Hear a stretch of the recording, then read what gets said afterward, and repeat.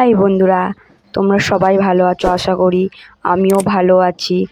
শ্রাবণ মাস, সবাই তো জানো বৃষ্টির দিন। আকাশ মেঘলা করে আছে আর টিপ টিপ করে বৃষ্টি পড়ছে। তোমাদের দাদাভাই বাজারে চলে গেছে, এখন নিয়ে চলে এসছে সুন্দরী কাঁকড়া।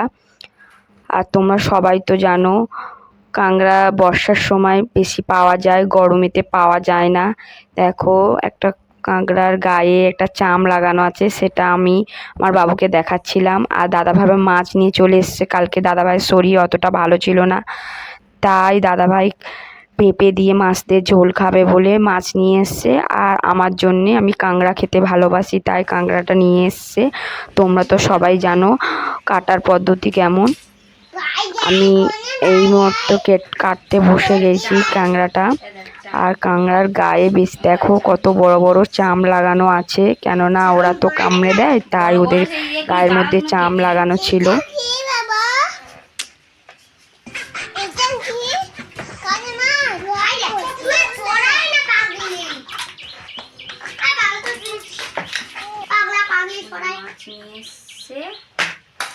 পেঁপে দিয়ে ঝোল আর কাঁকড়ার ঝাল।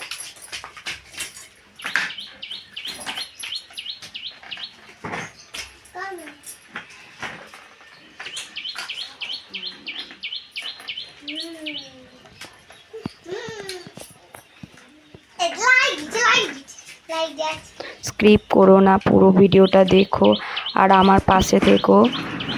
আর লাইক কমেন্ট করতে ভুলো না। এখন আমি কাঁকড়া কেটে নিয়েছি, ভালো করে ধুয়ে নেব। তারপর একটা পেঁয়াজ দেব আর টমেটো দেব, আদা রসুন পেঁয়াজ সব কিছুই কেটে নেব। তারপর তাড়াতাড়ি করে কাঁকড়াটাকে ধুয়ে নিয়েছি, ভালো করে ধুয়ে নেব। তারপরে আমরা কড়াই তেল দিয়ে কাঁকড়াটাকে ভালো করে ভেজে নেব। নিয়ে প্রথমে আমরা রসুন, পেঁয়াজ, আলু, যদি আলু কেউ দেন তাহলে আলু দিয়ে ভালো করে ভেজে নিয়ে নুন, লঙ্কা, হলুদ, আদা, টমেটো ভালো করে কষে নিয়ে কাঁকড়াটাকে দিয়ে ওর সাথে ভালো করে কষে আমরা জল দিয়ে কাঁকড়াটাকে দিয়ে রেসিপিটা আমরা তৈরি করে নেব। আর আপনারা যদি এই রান্নাটা করতে ভালো লাগে, অবশ্যই আপনারা বাড়িতে করে করবেন। এই রেসিপিটা ভালো লাগবে। ওটা তো বলিনি।